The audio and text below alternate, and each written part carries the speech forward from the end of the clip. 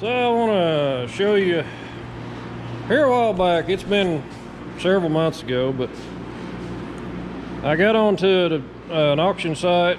I think that it might have been that Kenny Salisbury guy that got me onto it, but he said, hey, they're selling the Backhoe boom down there, and it was down in Ada, Oklahoma. But anyway, I got two Backhoe booms with cylinders. They're not extendo hose. That's the only problem, is they are standard backhoes. And along with them, I got 6 outriggers of only 2 that were good. I got several swing cylinders. I got all of these outriggers have decent stabilizer pads. They're not wore out, beat up, or bent. But the stuff's been laying around rusting, so I had to kind of clean it up. I had to kind of took a hone to it. It took me a while to drive the pins out of them, but anyway, these outriggers are, I would say, they're really worn. I mean, they've got slack in them. Well, it's got 11,000 hours on it, so what do you expect? They're wore out. So I'm gonna swap them out. I was thinking about painting them, but I don't know if it's worth the trouble.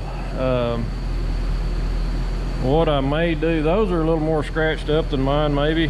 What I may do is maybe at some point get these remachined, get them bored out, put some bushings in them, tighten them up. But so anyway, I'm gonna pull these off hopefully and put those on, and that'll be one step closer to having this backhoe in a little bit better shape than it has been. I don't know if you can hear it, that's my heater running.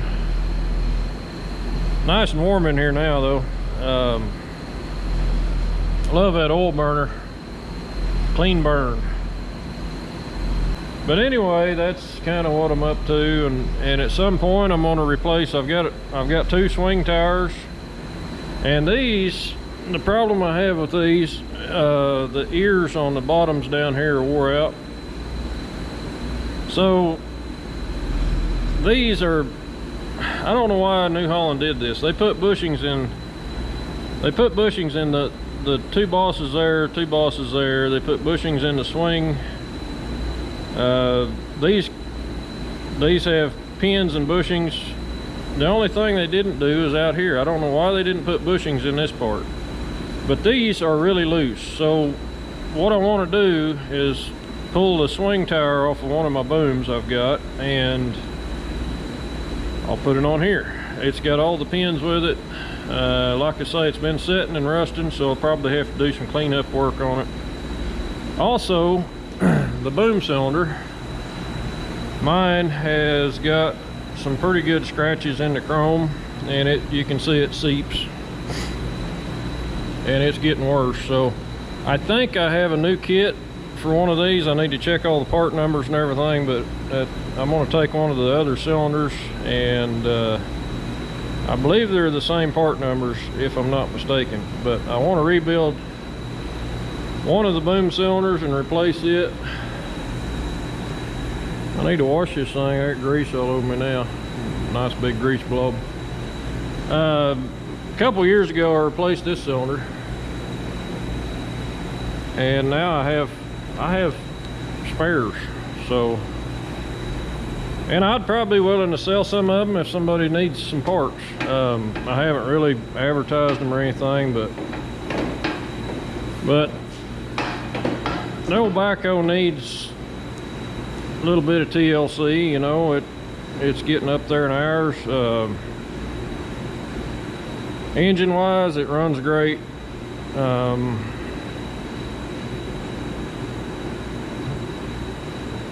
But you know, it's just getting up there in hours. I've also got, you know, the booms. I've got these boom sections. I could actually replace them, but really I don't know that there's a need to. I did have to do a repair on this one. It's been a long time ago, but it was cracked in a couple spots, and I ground it out patched it. That's the only thing that this has had patched on it. But I really would rather not change booms.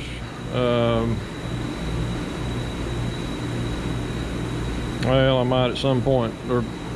They really do need repainted. They've been laying on the ground and one side of them's kind of rusty and dirty looking, so they'd need to be painted. I do need to get some new decals on it, but maybe someday I'll paint the other boom and put decals on it and put it on here and clean it up. But the old backhoe needs a bath. We've been working in the mud here lately, so it doesn't do any good to wash things right now. I mean, it's just been from one job to the other.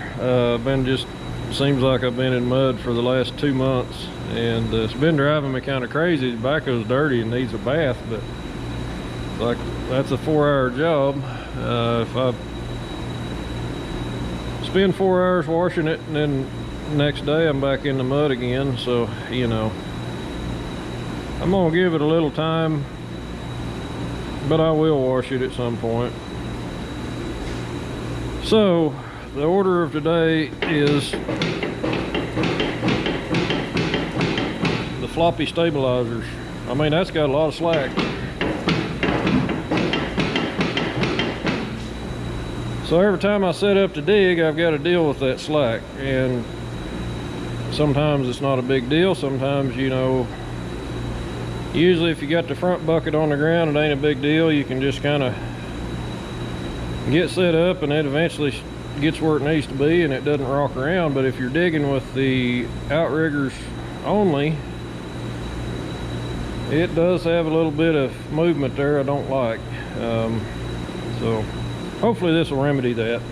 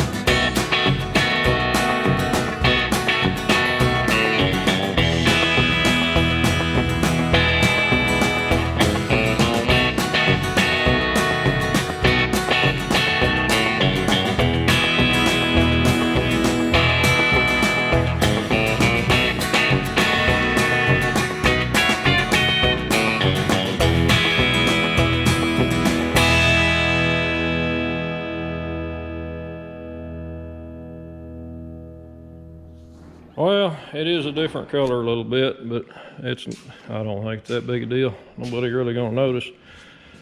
But there's still a little slack in it, but it's way, way better than it was. Plus I got better pads, better feet. Not too bad. This is a different style pin than what the original had in it. It had a snap ring set up. I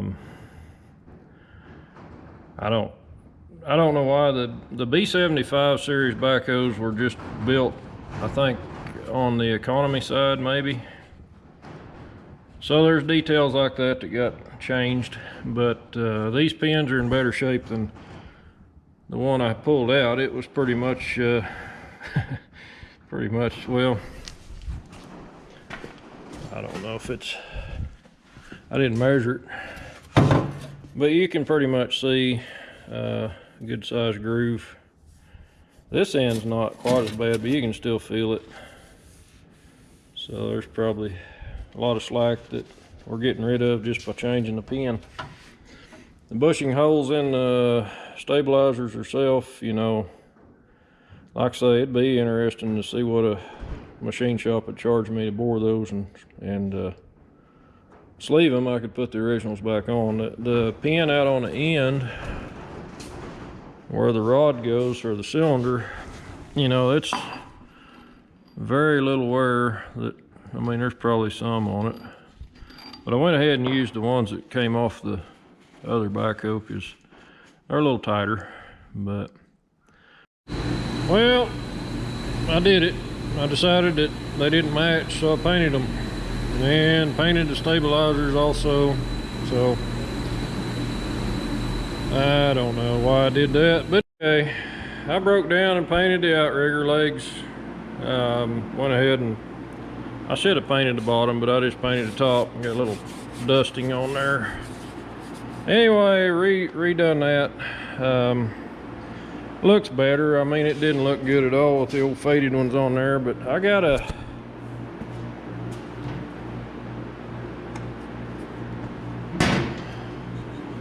so here it was back in October. This is January, almost the end of January. This backhoe just went to no pilot control at all. It went from kind of sluggish, you know, it was kind of there, messed with it a little more, and then pretty soon it just stopped. No pilots. Stabilizers wouldn't work, extend the hoe wouldn't work, none of the sticks on the backhoe would work. Still had flow, loader was working fine. Luckily it was at home when this happened, but it took me about 3 days to figure out the problem. And I looked through the book, I've looked through, well, I ordered an online shop manual from New Holland. I went through it, just scratching my head, not understanding what was going on. So if you've got a backhoe like this with no pilots and you're getting good oil flow, I'm gonna save you about 3 days of hunting for what the problem is. And it is this little part right here. This is probably actually the part number from New Holland, made in Italy. This order, or when I ordered this, it was on back order. I didn't get this until about, what was it, the 1st of January? I mean, I've had it for a little bit. It's but anyway, what I ended up doing, and I'll pull it apart here in a little bit and show you. But what had happened is inside this relief valve there's a spring. You can't see it unless you take it apart, and it's not a serviceable part. This thing is built to be installed. Set you down here.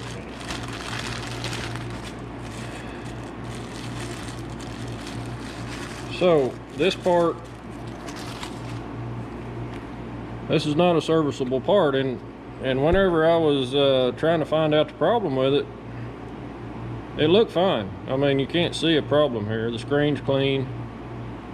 There's a plunger, but anyway, I decided to put an Allen wrench in here, pulled this apart, and the spring was broke. So just to test it, just to make sure that was the problem, I kind of lined the spring back up where it was, you know, kind of giving it some pressure, and it worked for a little bit and then it quit again. So I figured out that was the problem, was the spring in here. So what I ended up doing is finding a spring that was near the same size and near the same, it actually came out of a Road Ranger transmission on the it's one of the detent springs that holds your truck, keeps your truck in gear. Eric had an extra one. He'd pulled the transmission apart. He said, well, that looks like it might fit, and sure enough, we put it in there. I checked pressures on it. It was a little bit on the high side, so I took it in the vise, smashed it down a little bit, took some of the spring out, checked it again. It got the pressure just almost on the money. It was, the thing about it, it seemed like it was a variance in pressure. It wasn't holding just perfect, but anyway, I have been running it with that other spring in there for, well, since October. I got it back together and it's been working okay. But I want to go ahead and put this in, and I'll show you where this is at. It's not in an easy location. You got to pull the floorboard out of the back of your machine. Now this is only on a pilot control machine. The way I understand it, the other ones don't have.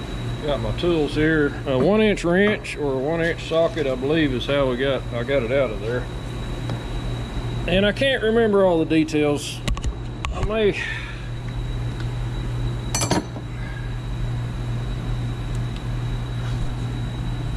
But if you want to, it's right.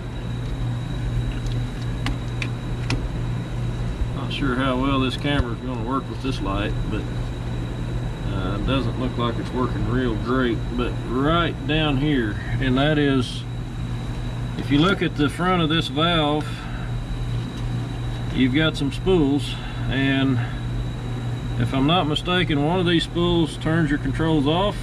And I can't remember the order of this, but one of them switches your patterns, and then next you've got that relief valve, and then I can't remember how I got that thing out of there, but then over here you've got 3 more spools. I believe you've got stabilizers and extend a hoe if you have an extend a hoe feature. So like I said, that just saved you about 3 days of troubleshooting, because I could not find anybody that knew the problem other than the shop said bring it in, we'll fix it. I said, well, I can't bring it in. Oh, well, we can come out for a fee. But the thing is, goodness sakes, I got it tight. The thing is, the book doesn't really show this. As far as I could tell, I could not find it in the book. Now, I might be an idiot. Maybe it's there. Maybe I just didn't see it. But it was pretty vague. So I felt fortunate to be able to find it, and I thought, well, this is one of those things YouTube is good for, actually. It's helping people fix stuff. Sometimes you get lucky and you find something. I searched the internet, I searched YouTube, I searched everything I could find.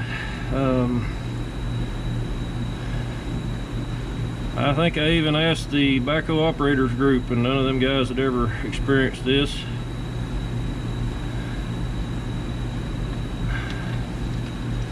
But this is the valve, and I put my own O-rings on it, and you can see they're blown out. This thing comes with special rings.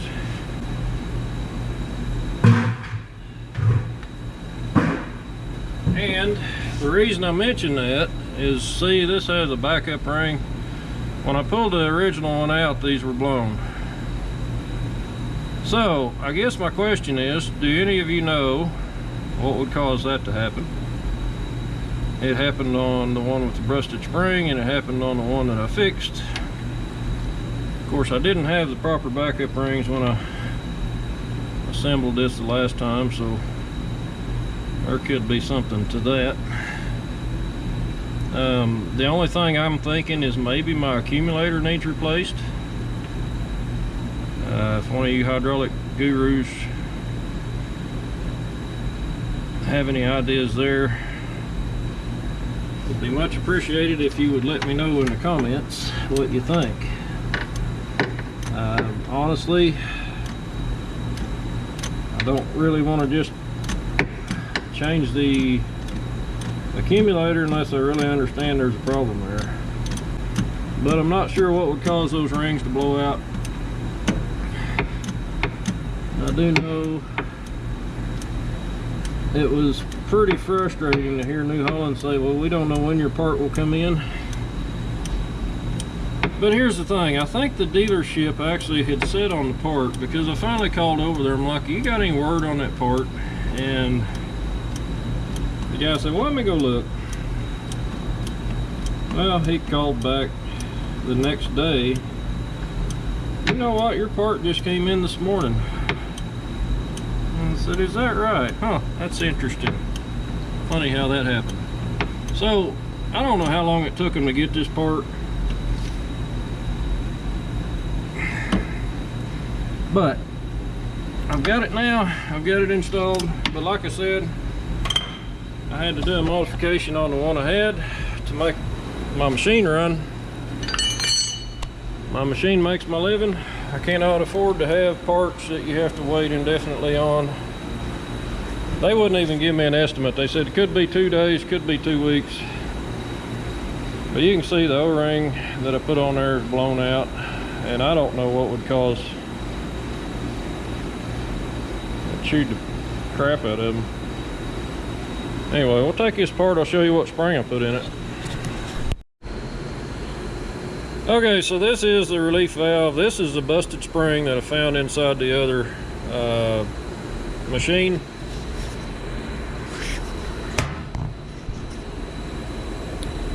So this is the relief valve. Get a little light going here. This is the relief valve that I found that was bad, had a bad spring in it. Now, this is the busted spring that I found. You can see it just failed there. You got to take into consideration this machine has 11,000 hours at this point. It had a few less when this broke. But this comes apart right there. It took me a while to figure that out. This is the spring that I pulled out of a, well, Eric had pulled out of his transmission. This is out of a Road Ranger 13 speed. But I had to resize it just a bit. You can kind of see the shiny part. It was just all red paint, but I resized it and I chucked it up in a drill and just kind of took emery cloths. It was a little bit of a tight fit. I didn't want it snagging up. This little plunger, this is what moves the, I guess, redirects the oil from one place to another here. And then in this side here you've got a, just like a spring, this just a spring guide, basically all that is. I don't know that there's shims, I don't think so, but there could be, I don't know. I didn't get that far into it, but the thing that was infuriating for me is I found this part on the case. I actually found it on the Case Parts website. I did not find this on the New Holland website. The Case website had a part that looked like this, and they called it a pressure relief valve. They might have even said pilot relief valve. I can't remember. The New Holland website did not show this part. It did not show it as a relief valve. I think it showed a picture of this with no numbers on it, nothing to identify it. It was just there. So I did find it through the Case website. Took a lot of studying, took a lot of research, but like I say, if you got it, and this would apply to a Case too with pilot controls. If you got a Case or a New Holland machine that the pilots quit working on, this is probably your problem. Now, there could be other problems, but that was what I found on mine. There is a test port for your pilot pressures, and I've checked pilot pressures, and like I said, I had to kind of tweak that spring a bit to get the pressures right, and it worked fine, seemed to work okay. Even with the O-rings blown out, it seems to work fine, but I'm not sure what's causing this. Shouldn't happen. It shouldn't be blowing these seals out. So I don't know if this is something that, you know, like I say, the only thing that comes up in my mind is maybe the accumulator tank is bad. I don't know. I'm not sure. I can't get a straight answer on what the accumulator tank does. I had one hydraulic shop told me that accumulator, all it did is it took the shock load off of the main system. But if I look at the diagrams and if I look at the way this thing's set up, that accumulator is not even attached to any of the higher pressure lines. It's only on the valve block that controls. Now there could be high pressure porting in there, I don't know. I haven't disassembled it. I was almost to the point I was ready to pull that thing off the tractor and disassemble it, but I'm glad I found this. So anyway, I hope that helps you out. If you got a New Holland or a Case pilot control backhoe that quits digging or quits moving, just absolutely won't do nothing. Might not hurt to have one of them on hand, but you can do a workaround with a spring if you can find the right size. And desperate, what is it? Desperate times, desperate measures, something like that. I appreciate you watching. Another thing I want to add to this diagnosis here, and I want to be sure that you're not chasing the wrong rabbit. When I want to show you, there's solenoid valves. It's hard to see them, but they're up in here. They've got electrics that hook up to them. So the first thing I thought whenever this happened is, let's chase down electrical problems first, because I thought logically that's most likely where the problem's going to be. So I was able to, you can actually disassemble these two. One of these valves, and I can't remember, don't quote me on this, but one of them turns the pilots on and off, and the other one controls your pattern changer. So if you want to dig in ISO or excavator mode or backhoe mode, you flip a switch. So what I actually did is I actually took those off and traded places with them, because they're identical solenoid valve, and that just helped me to troubleshoot that problem. If you're having problems with pilots, it could be electrical. So I would start there first, and it's not an easy process, but these do, they can come out of the machine, and you can actually move them, swap places with them. They've got a nut on the end of them, and then once you get that off, you can actually pull the whole cartridge out. There's like a cartridge valve or a spool that goes back up inside this aluminum block. So that, I just thought of that. That was one of the things that I did chase down first, and I found out I was getting good power to both solenoids, and I found out both solenoids were good because I swapped them out. They all did the same, you know, same stuff. So trying to think if there's anything else I'm forgetting. I do have some leaks in here. I believe it's the little valves in the pilot. I need to address that at some point. They've been leaking. There's a really slow leak, just kind of seeps, kind of a nuisance. But anyway, that's, I just thought of that after spending all that time explaining how I diagnosed this. I forgot that step, but I did follow the electrical stuff. I even went so far as to change out the switch. I think I can't remember, but the thing about it, if it's electrical, now on these machines, if you turn the, let me climb up in here and explain this a little better, because if you push this switch down, this turns off your stabilizers, your pilots, everything in the back is off. If you go to the middle setting, you have stabilizers only, but these sticks won't work. It's a momentary up, green light comes on, you've got power to your sticks, everything's hot. This is your pattern changer. It's kind of an odd little switch. You got to kind of flip a safety up on it, which is probably not a good idea, but